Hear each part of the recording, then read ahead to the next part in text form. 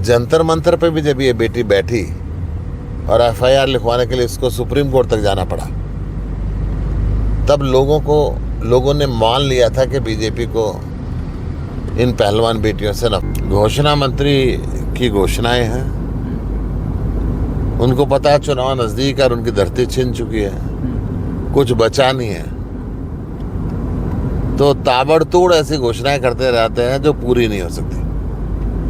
विनेश फोगाट हिंदुस्तान के सारे रिकॉर्ड तोड़ते हुए क्वार्टर फाइनल जीती, सेमीफाइनल जीती और फाइनल जीत रही थी गोल्ड महिला रेसलिंग में, ओलंपिक में हिंदुस्तान में आ रहा था। 140 करोड़ लोग सेलिब्रेट कर रहे थे जब वो जीत रही थी, परंतु देश के प्रधानमंत्री ने, देश के खेल मंत्री ने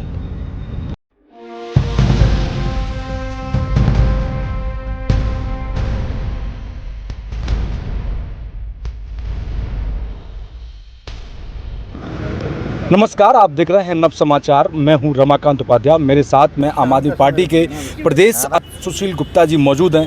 गुप्ता जी, कैसे दिख रहे हैं कि आज आपने जो प्रेस वार्ता की और एक देश के लिए बड़ा अहम सवाल, एक प्रश्न चिन्ह उठता है कि हमारी खिलाड़ी पहलवान को एक ओवरवेट करके मात्र 100 ग्राम से उसको बाहर कर दिया जाता है। देखिए, विनेश फोगाट ये इस देश की गोल्डन गर्ल। विनेश फोगाट हिंदुस्तान के सारे रिकॉर्ड तोड़ते हुए क्वार्टर फाइनल जीती, सेमीफाइनल जीती और फाइनल जीत रही थी गोल्ड महिला रेसलिंग में, ओलंपिक में हिंदुस्तान में आ रहा था। 140 करोड़ लोग सेलिब्रेट कर रहे थे जब वो जीत रही थी, परंतु देश के प्रधानमंत्री ने, देश के खेल मंत्री ने, हरियाणा के मुख्यमंत्री ने या बीजेपी की एक भी नेता ने एक भी ट्वीट नहीं किया जब तक वो जीत रही थी। लगता था उनको खुशी नहीं है। और जब एक षड्यंत्र के तहत विनेश को इस खेल से बाहर कर दिया गया, 100 ग्राम वजन फालतू बता के, और सारा देश उसके साथ खड़ा हो गया, तो प्रधानमंत्री ने भी ट्वीट किया, मुख्यमंत्री ने भी किया। जनता ये कह रही है कि जंतर मंतर पे भी षड्यंत्र रचा गया था। एक तरफ देश के लोकतंत्र के मंदिर का उद्घाटन हो रहा था और उसी वक्त, उसी समय जंतर मंतर पे लोकतंत्र का चीरहरण हो रहा था। और विदेश की धरती पे भी षड्यंत्र रचा गया, और षड्यंत्र रचने वाले भी हमारे अपने ही। बहुत दुखद विषय है। भगवत मान जी उनके गांव पहुंचे, उनके पिताजी से मुलाकात की, आप लोग भी सभी पहुंचे, तो क्या उनके पिताजी का कहना था इस विषय को पूरा लेकर? उनके पिताजी भी इस बात पे निराश थे और विनेश भी इस बात पे नाराज है। विनेश को तो इतना दिमागी तनाव बढ़ गया है कि उसको हॉस्पिटल में भर्ती होना पड़ा और उसने कुश्ती से अलविदा कह दिया। इस बात से देश के सारे खिलाड़ी डिमोरलाइज हैं। मैं समझता हूं कि इस षड्यंत्र का पर्दाफाश होना चाहिए। क्यों नरेंद्र मोदी जी ने उसी समय, जिस समय डिस्क्वालीफाई किया गया, ओलंपिक कमेटी से बात की? क्यों पेरिस के अंदर ये बात नहीं उठाई गई? क्यों हरियाणा की बेटी के साथ नाइंसाफी होते हुए देखते हुए भी हरियाणा के मुख्यमंत्री कुछ नहीं बोले? मेरी मांग है, आम आदमी पार्टी की मांग है, और इस मांग को लेकर आज 22 के 22 जिलों में आम आदमी पार्टी विनेश फोगाट के समर्थन में खड़ी हुई। हमारी मांग है कि जल्द से जल्द जांच करा के इस षड्यंत्र का पर्दाफाश किया जाए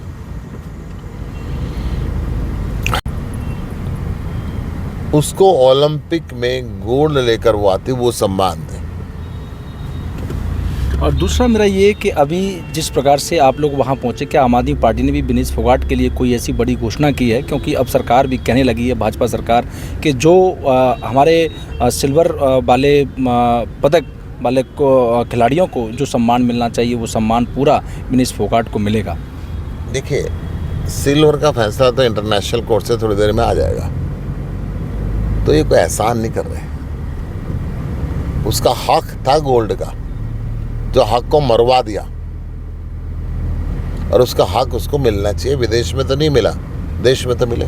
क्या हमारे देश के प्रधानमंत्री और विदेश मंत्री के इतना आता है कि उस चीज़ को हम दोबारा से वहीं जांच करवा सकते थे और वहाँ से वो दोबारा खेल सकती थी, या उसको 1-2 दिन का समय दिया जा सकता था? 100% अगर देश के प्रधानमंत्री इस आवाज़ को उठाते, देश के खेल मंत्री इस आवाज़ को उठाते, तो बात बनती। मैं ये कह रहा हूँ क्योंकि जंतर मंतर पे भी जब ये बेटी बैठी और एफआईआर लिखवाने के लिए इसको सुप्रीम कोर्ट तक जाना पड़ा, तब लोगों ने मान लिया था कि बीजेपी को इन पहलवान बेटियों से नफरत है। और वो बात पेरिस के अंदर फिर सिद्ध हो गई। क्या राजनीति में भी इससे कोई हलचल होने वाला है? क्योंकि जिस प्रकार से पूरे प्रदेश के अंदर एक मायूसी जैसा छाया है कि हमारी बेटी जीत नहीं पाई, और सब लोग इस समय बड़े दुखद की तरह जी रहे हैं कि हमारा बेटी को देश का ही, पूरा देश का नाम करती, विश्व में एक नाम कमाती, उसको बार बार जिस प्रकार से पहले भी उन्होंने जंतर मंतर पर धरना दिया, अब कैसे दिख रहे हैं इस चीज़ को? क्या राजनीति में भी इसमें कुछ बदलाव आएगा, या पार्टी राजनीतिक के रूप से भी विनेश फोगाट को देख रही है आम आदमी पार्टी? विनेश फोगाट को तो मैंने तो खुला निमंत्रण दिया है, आओ मिल के लड़े और इन तानाशाहों को उखाड़ के फेंक दें, इन षड्यंत्रकारियों को जड़ से उखाड़ के फेंक दें। वो देश की बेटी है, देश का गौरव है, फैसला उनका है।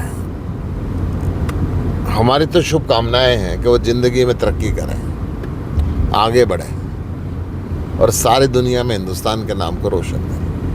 आम आदमी पार्टी 90 की 90 विधानसभा चुनाव लड़ रही है। कैसे देख रहे हैं कि सुनीता केजरीवाल अपने दौरे चालू कर दिए हैं, 11 तारीख को गुड़गांव पहुंच रही हैं, तो इससे क्या माहौल पूरे प्रदेश के अंदर बन रहा है? जो आम आदमी पार्टी 15 दिन में 45 बदलाव जनसभा कर रही है, 30 से ऊपर हम कर चुके हैं, और लगातार ये दौर जारी। पूरे हरियाणा के अंदर बढ़ चढ़ के लोग रैलियों में आ रहे हैं और बदलाव चाह रहे हैं। हरियाणा के लाल अरविंद केजरीवाल को चाह रहे हैं। हरियाणा के बेटे को इस तानाशाह ने जो जेल के अंदर डाल के रखा हुआ है, इसका बदला लेना चाहते हैं। हरियाणा के अंदर भी दिल्ली जैसे स्कूल, कॉलेज, हॉस्पिटल, बिजली, पानी चाहते हैं।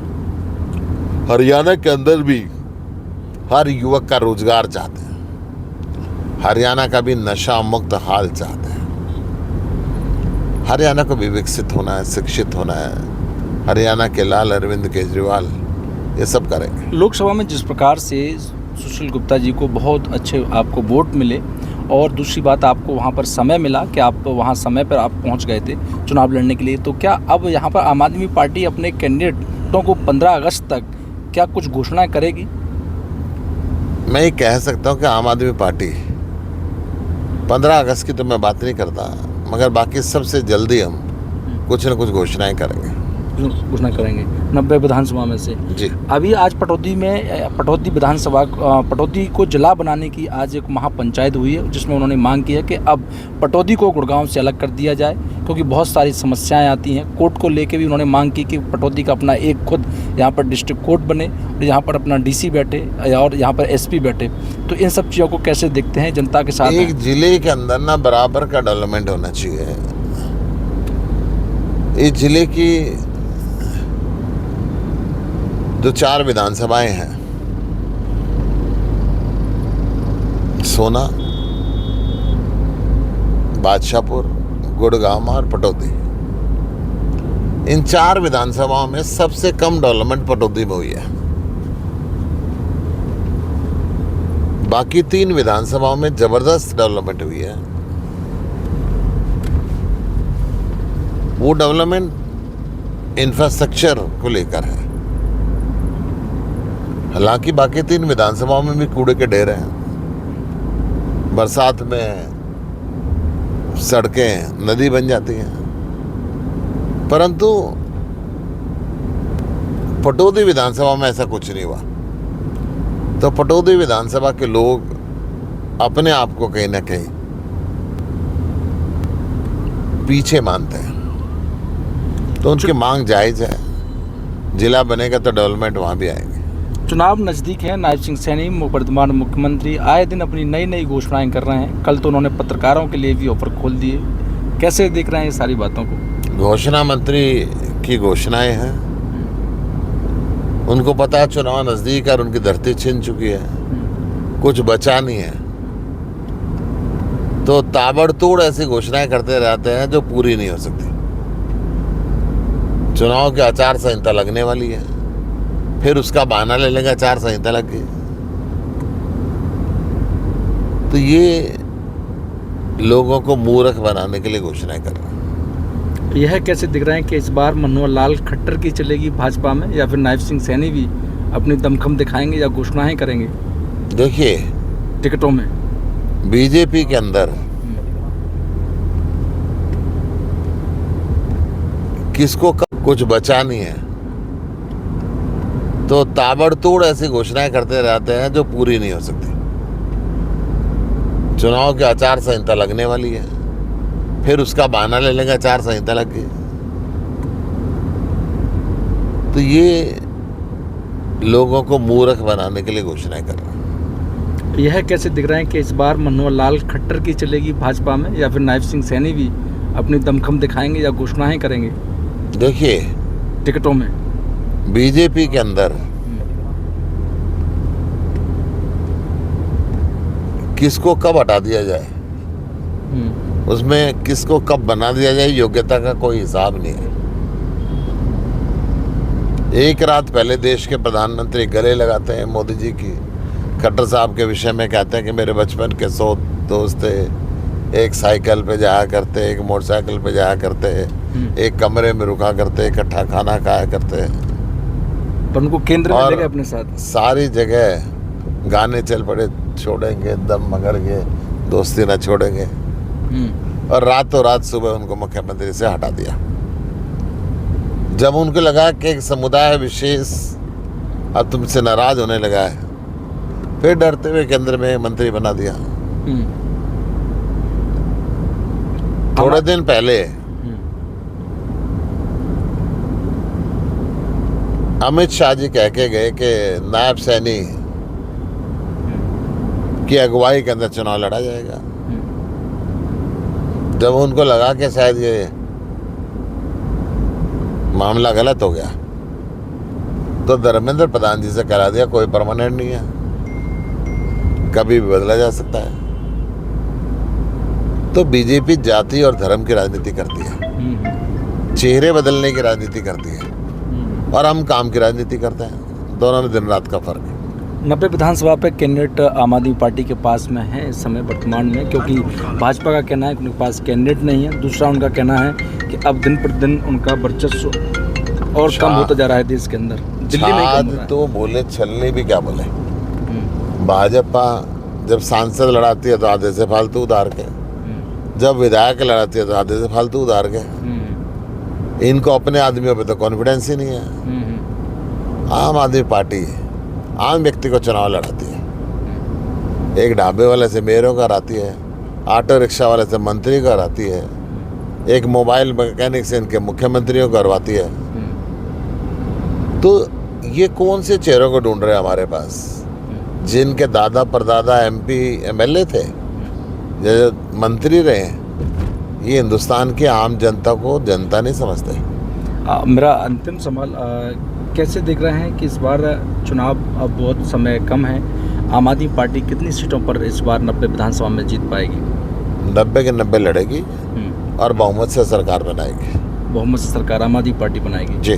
इंडिया गठबंधन का कुछ ऐसा तो नहीं कि अभी चल रहा हो कि इंडिया गठबंधन होगा आम आदमी पार्टी या फिर देखिए, इंडिया गठबंधन लोकसभा के चुनाव तक था। इंडिया गठबंधन ने बीजेपी को बैसाखियों पर लाके खड़ा कर दिया। वो गठबंधन अब इनकी बैसाखियां भी छीन लेगा। विधानसभा लेवल पे आम आदमी पार्टी 90 के 90 विधानसभाओं पे लड़ रही है। प्रदेश पे कर्ज बढ़ता जा रहा है। सबसे ज़्यादा अगर मार है तो कर्ज की है, और जबकि हमेशा से रहा कि इस पर कर्ज कम किया जाए, इस पर कोई फोकस नहीं किया जाता। ना बजट में चर्चा होती है, ना हरियाणा की चर्चा होती है बजट में। इस चीज़ को कैसे देखते हैं आप? तो ये भी कहीं ना कहीं इस बार मुद्दा बनने वाला है। प्रदेश में कर्ज बढ़ रहा है, भ्रष्टाचारी बढ़ रही है, अपराध बढ़ रहा है, नशा बढ़ रहा है, बेरोजगारी बढ़ रही है, अशिक्षा बढ़ रही है, बीमारियां बढ़ रही है। पीने का स्वच्छ पानी तक तो ये दे नहीं पा रहे। अभी करनाल के कुंजपुरा गांव में दर्जनों व्यक्ति हॉस्पिटल में भर्ती हैं खराब पानी के कारण। कई लोगों की मौत हो गई। इसी प्रकार यमुनानगर में खराब पानी के कारण 2 लोगों की मौत हो गई है। तो जो सरकार स्वच्छ पानी भी नहीं दे पाए, क्या देगी? हमारे साथ सुशील गुप्ता, प्रदेश अध्यक्ष आम आदमी पार्टी हरियाणा से हम भी मौजूद हैं। इनका कहना है कि इस बार सरकार प्रदेश के अंदर हम पूर्ण बहुमत के साथ आम आदमी पार्टी की सरकार बनाएगी। इंडिया गठबंधन जो था वो लोकसभा तक था, आगे का देखा जाएगा। परंतु उनका ये भी साथ में कहना है कि समस्याएं प्रदेश के अंदर दिन प्रतिदिन बढ़ रही हैं, चाहे वो भ्रष्टाचार का मुद्दा हो, चाहे रोजगारी का मुद्दा हो, पेयजल का हो, या फिर अपने महंगाई को लेकर हो। साथ में ये भी कि दिन प्रतिदिन कर्ज बढ़ता जा रहा है, उस पर भी कहीं भी रोक लगाने के लिए सरकार खड़ी नहीं है। विनेश फोगाट को लेकर उन्होंने मांग की है सरकार से कि इस पर जल्द से जल्द जांच हो और उसको न्याय मिले। विनेश फोगाट एक देश की बेटी है, जो कि देश का मान सम्मान गौरव उसने बढ़ाया है, और हम उसके साथ में हैं। साथ उन्होंने ये भी कहा है कि हमने विनेश फोगाट का स्वागत और अभिनंदन करते हैं, हमारे साथ आएँ और तानाशाह से एक साथ मिलकर लड़ें। देखना होगा, चुनाव में अभी समय बकाया है और विनेश फोगाट किधर करवट लेती हैं, बैठती हैं, क्योंकि वह एक सम्मानजनक है, क्योंकि उन्होंने देश के लिए कई बार खेली हैं और इस बार गोल्ड 100% आता, पर कहीं ना कहीं कोई चूक हुई, जिस कारण बस वो इस बार गोल्ड से भी चूक गई। देखते रहें नव समाचार, बेबाक खबर हर समय। धन्यवाद।